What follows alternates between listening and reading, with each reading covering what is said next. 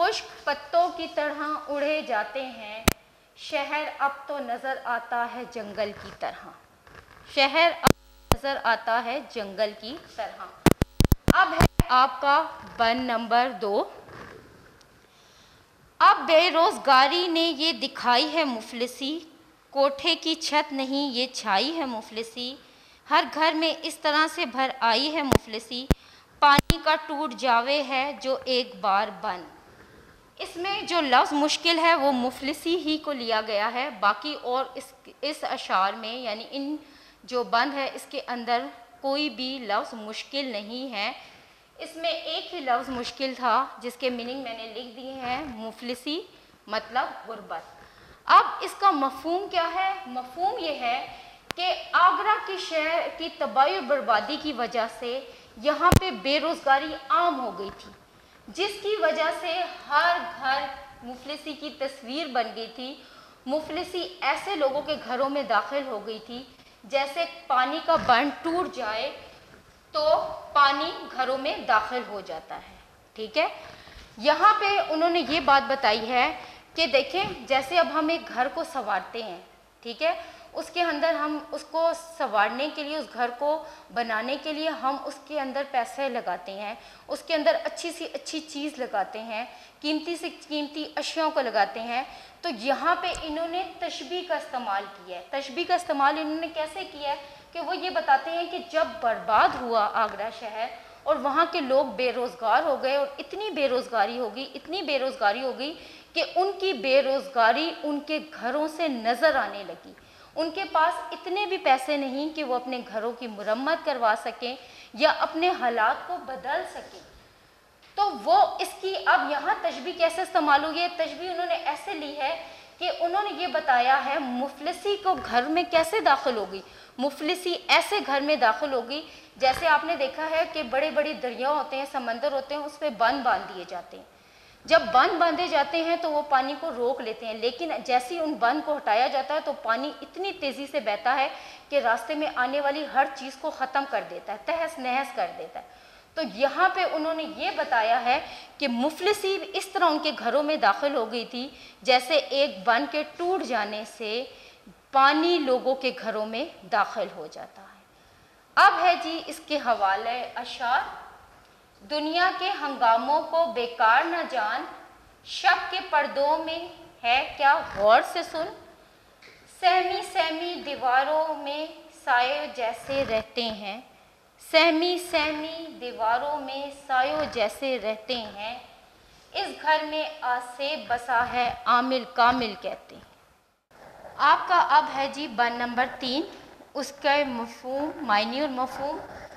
صراف بنیے جوہری اور سیٹھ ساہوکار، دیتے ہیں سب کو نقد سو کھاتے ہیں اب ادھار، بازار میں اڑے ہے پڑی خاک بے شمار، بیٹھے ہیں یوں دکانوں میں اپنی دکاندار، جیسے کہ چور بیٹھے ہوں قیدی قطار بند۔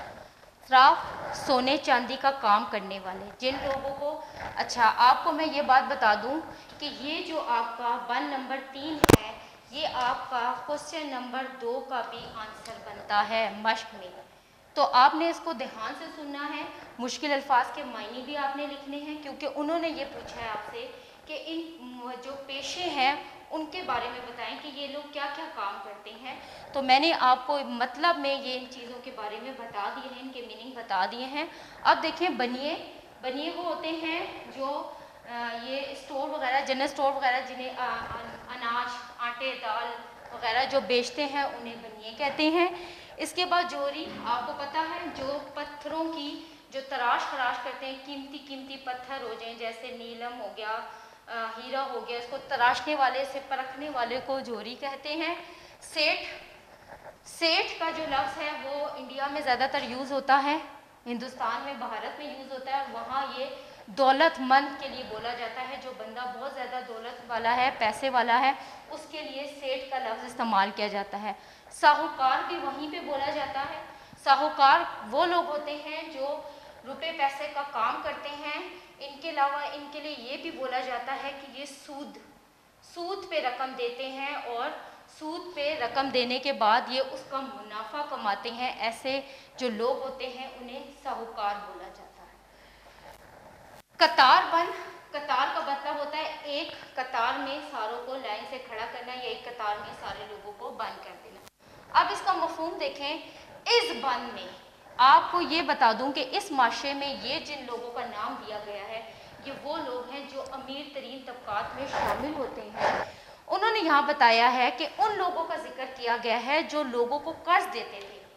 ये वो लोग हैं जो अमीर हैं, जो माशरे में रहते हुए लोगों को कर्ज देते थे और लोगों को ये इनके पास आना पड़ता था, इनको बताना पड़ता था, इनसे लोगों को मांगना पड़ता था।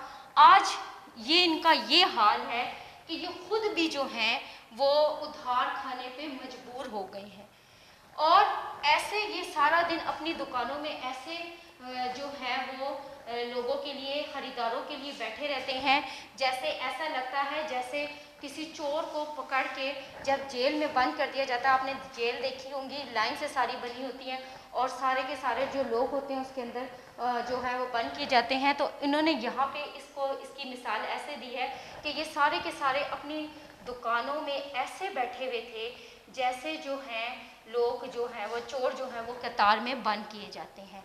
इसका हवाला अशार ये देखें। यास की छाँव में सोने वाले, यास की छाँव में सोने वाले, जाग और शोर ज़रा गौर से सुन। फिर रिपीट कर देती हूँ। यास की छाँव में सोने वाले, जाग और शोर ज़रा गौर से सुन।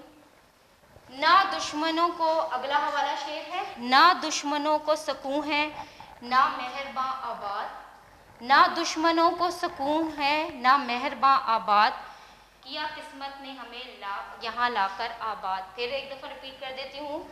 ना दुश्मनों को सुकून है ना मेहरबां आबाद, किया किस्मत ने हमें यहाँ लाकर आबाद। बंद नंबर 4। मेहनत से हाथ पाँव की कौड़ी न हाथ आए, बेकार कब तलक कोई कर्ज और उधार खाए। देखो जिसे वो करता है रो रो के हाय हाय, आता है ऐसे हाल पर रोना हमें तो हाय। दुश्मन का भी हो खुदा ना करे कारोबार बंद। इसमें मुश्किल अल्फाज जो आपके इस्तेमाल हुए हैं वो है कौड़ी। कौड़ी को कहते हैं पैसे को, सिक्के को। कब तलक, कब तलक का मतलब होता है कब तक। कब तलक, कब तक जो है ये इस तरह चलेगा। कर्ज, उधार लेना या पैसे या कोई चीज़ भी उधार लेने को कर्ज कहते हैं। इसका मफहूम यहाँ है ये है कि यहाँ के हालात ऐसे तबाहकुन थे कि मेहनत मजदूरी करने वाले लोग तो मौजूद थे, मेहनत मजदूरी भी लोग करना चाहते थे, वो चाहते थे कि हमें काम मिले, ठीक है, क्योंकि मेहनत मजदूरी तो लोग कर रहे थे, लेकिन किसी के पास इनको देने के लिए पैसे ना थे। आपने ये बात सुनी है कि कहा जाता है कि मज़दूर की मज़दूरी उसके पसीना खुश्क होने से पहले ही अदा कर दी जाए। नबी करीम सल्लल्लाहु अलैहि वसल्लम ने मुफलिसी से ख़ुद भी पनाह मांगी है और दूसरों को भी पनाह मांगने की तलकीन की है। तो यहाँ पे वो ये कहते थे कि मज़दूर मौजूद हैं और वह सारा दिन इंतज़ार करते रहते हैं कि कोई बंदा आए और आके हमसे काम करवाए, ताकि जब वो हमसे काम करवाएगा तो हमें वो कुछ ना कुछ बदले में देगा। लेकिन सारा दिन उनका गुजर जाता है और वो जो है मज़दूर पेशा सारा दिन बैठे रहते हैं। और वो क्यों बैठे रहते हैं, कोई काम बहुत है, आगरा में काम बहुत था, लेकिन लोगों के पास इन मज़दूरों को देने के लिए पैसे नहीं थे, क्योंकि वो ख़ुद भी मुफलिसी का शिकार थे, उनके पास ख़ुद भी जो है वो खाने के पैसे नहीं थे। तो वो इन लोगों को जो मज़दूर थे उनसे क्या मज़दूरी करवाते और उनको क्या जो है वो पैसे देते। हवाले शेर देखें। अफलास ने बच्चों को भी संजीदगी बख्शी, अफलास ने बच्चों को भी संजीदगी बख्शी, सहमे हुए रहते हैं शरारत नहीं करते। फिर रिपीट कर देती हूँ। अफलास ने बच्चों को भी संजीदगी बख्शी, सहमे हुए रहते हैं शरारत नहीं करते। अगला शेर देखें। चली है शहर में कैसी हवा उदासी की, चली है शहर में कैसी हवा उदासी की, हर चीज़ ने ओढ़ ली है रिदा उदासी की। आपकी जो मश्क में जो क्वेश्चन दिया गया है, क्वेश्चन नंबर 4, वो भी इसका आंसर मौजूद है। इसमें है जी इस शहर के फ़कीर भिखारी जो हैं तबाह, जिस घर में जा सवाल वो करते हैं खामखा, भूखे हैं कुछ भिजवाइए बाबा खुदा की राह, वहाँ से सदा ये आती है फिर मांगो जब तो आ کرتے ہیں ہونٹ اپنے وہ ہو کر شرمسار بند۔ اس کا مفہوم اس میں مشکل الفاظ تھے، تباہ، برباد، صدا، آواز، اس کے بعد شرمسار، شرمندہ۔ اب اس کا مفہوم کیا ہے؟ آگرہ کے جو شہر میں جو لوگ تھے وہ تو تھے ہی مفلسی کا شکار، لیکن آگرہ کے شہر کے جو ہر کاروباری تھے، تاجر تھے، وہ بے روزگاری کے ہاتھوں تباہ ہو چکے تھے۔ یہاں تک کہ جو بھیک مانگنے والے تھے ان کا بھی برا حال تھا، کیونکہ جو بھیک مانگنے والے ہیں ان کا تو چلتا ہی سارا جو نظام ہے وہ امیر لوگوں کے دینے سے چلتا ہے۔ جب ہم امیر لوگ جو ہیں وہ ہمیشہ غریبوں کی مدد کرتے ہیں تو غریبوں کا بھی پیٹ پلتا ہے۔ لیکن میں نے آپ کو بتایا نا جیسے پچھلے شعر میں کہ جتنے بھی دولت مند تھے، ساہوکار تھے، سیٹھ تھے، جوہری تھے، سب کے سب خود بھی قرض میں ڈوب چکے، ان کے اپنے پاس بھی کھانے کو نہیں۔ تو وہ یہ بتاتے ہیں کہ جب کوئی فقیر میرے گھر آتا ہے اور آ کے جب وہ آواز لگاتا ہے، دستے سوال بلند کرتا ہے اور کہتا ہے کہ مجھے کھانے کے لیے کچھ دے، تو ہم جو ہیں وہ کہتے ہیں کہ پھر آنے کا مطلب جو یہ ہوتا ہے کہ ظاہری بات ہے ہمارے پاس خود کھانے کو نہیں ہے تو ہم آپ کو کیا دیں۔ اور اس پہ وہ جو ہے وہ شرمندگی کے مارے اپنی جو ہیں وہ آواز بند کر لیتے ہیں، وہ چپ ہو جاتے ہیں۔ وہ فقیر بھی یہ سمجھ جاتے ہیں کہ یہ لوگ بھی آج کل مشکل حالات سے گزر رہے ہیں۔ اس کا حوالہ شعر ہے، بیزاری، فاقہ کشی، مفلسی اور بے سامانی، ہم فقیروں کے بھی ہیں یہاں کچھ اور سب کچھ ہے۔ بیزاری، فاقہ کشی، مفلسی اور بے سامانی، ہم فقیروں کے بھی ہاں کچھ نہیں اور سب کچھ ہے۔ اگلا شعر، ہیرو کی طرح ہیں نہ یہ وزیروں کی طرح ہیں، ہیرو کی طرح ہیں نہ یہ وزیروں کی طرح ہیں، یہ شہر تو سارا ہی فقیروں کی طرح ہے۔ اب ہے جی آپ کا بند نمبر 6، ٹھیک ہے۔ کیا چھوٹے کام کرنے والے، کیا پیشہ ور نجی، روزی کے آج ہاتھ سے عاجز ہیں سب غریب، ہوتی ہے بیٹھے بیٹھے جب شام ان قریب، اٹھتے ہیں سب دکانوں سے کہہ کے یا نصیب، قسمت ہماری ہو گئی ہے بے اختیار بند۔ پیشہ کام کے لیے یوز ہوتا ہے، فیاض خاندانی کے لیے، عاجز مجبوری کے لیے، عنقریب جلد آنا۔ اس کا مفہوم یہ ہے کہ آگرہ میں چھوٹے بڑے لوگوں کے بے روزگاری کی وجہ سے تمام راستے جو ہیں یعنی تمام راستے ان کے بند ہو چکے ہیں اور سب غریبی کے ہاتھوں مجبور ہیں، صبح سے شام تک اپنی دکانوں میں بیٹھے نظر آتے ہیں لیکن کوئی خریدار نظر نہیں آتا۔ یہاں پہ انہوں نے یہ بات بتانی چاہی ہے کہ جو کام کرنے والے لوگ تھے، جو پیشہ ور تھے، جو خاندانی تھے، جو امیر تھے، آگرہ کے حالات کی وجہ سے وہ سب کے سب بہت مجبور ہو چکے ہیں اور جو ان کی آمد و رفت تھی پیسوں کی یا چیزوں کی وہ سب کی سب ختم ہو چکی ہے، کیونکہ حالات اتنے خراب ہو چکے ہیں کہ وہ بے روزگاری کے ہاتھوں ہیں، ان کے پاس کوئی کام نہیں، وہ صبح سے شام تک اپنی دکانوں میں موجود رہتے ہیں۔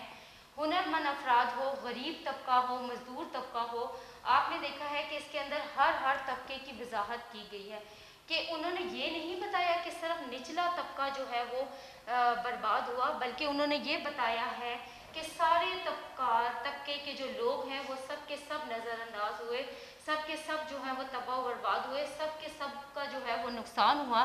تو وہ یہ کہتے ہیں کہ جو امیر لوگ تھے، جو خاندانی لوگ تھے، جو لوگوں کو دیتے تھے، ان کے بھی آج یہ حالات ہیں کہ وہ ان کے بھی ساری روزی کے جو راستے ہیں وہ بند ہو چکے ہیں اور وہ اپنے گھروں میں یعنی اپنی دکانوں میں صبح سے شام تک جو ہے وہ بیٹھے رہتے ہیں اور لوگوں کا انتظار کرتے رہتے ہیں کہ آج شاید کوئی جو ہے وہ خریدار آ جائے، آج جو ہے وہ کوئی خریدار آ جائے، اور وہ روز اسی امید سے جو ہے وہ صبح سے شام اور شام سے صبح کرتے ہیں۔ جب وہ گھر سے نکلتے ہیں تو سوچتے ہیں کہ آج کے دن شاید جو ہے وہ ہم سے کوئی چیزوں کو لینے آ جائے یا ہمارا کاروبار ٹھیک ہو جائے، اور جب شام ہوتی ہے تو پھر انہیں صبح کی امید لگ جاتی ہے کہ چلو آج کوئی نہیں آیا تو اگلی صبح شاید ہم سے کوئی لینے آ جائے۔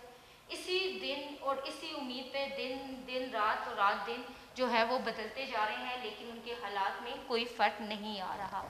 اس کا حوالہ اشعار ہے، تقویٰ پر نہیں ہے موقف ہے عزت، اس دور پر آشوب کا دستور ہے ایسا، شاہوں میں کچھ فرق نہیں ہے نہ فریادی میں، کس کس کا ہے ہاتھ ہماری اس بربادی میں۔ بند نمبر 7، اس کا ہے جی ہے کون سا وہ دل جسے فرسودگی نہیں، وہ گھر ہی نہیں کہ روزی کی نابودگی نہیں، ہر گز کسی کے حال میں بہبودگی نہیں، اب آگرہ کے نام کو آسودگی نہیں، کوڑی کے آ کے ایسے ہوئے راہ گزار بن۔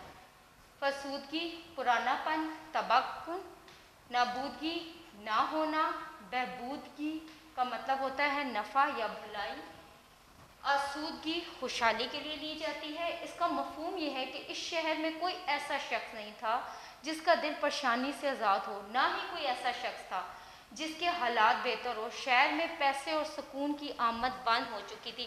نہ صرف پیسے کی آمد، اس کی تشریح میں یہ چیزیں آئیں گی کہ یہاں پہ جتنے بھی لوگ تھے، آگرہ آپ کو میں نے بتایا بڑا خوشحال شہر تھا، بڑی مشہور عمارتیں ہیں، سیاحوں کی جو ہے آمد و رفت اس شہر میں ہوتی تھی، اور بڑے لوگوں کی بڑی دنیا جو ہے، بڑے جو لوگ ہیں دنیا کے کونے سے اس تاج محل کو دیکھنے کے لیے آتے تھے۔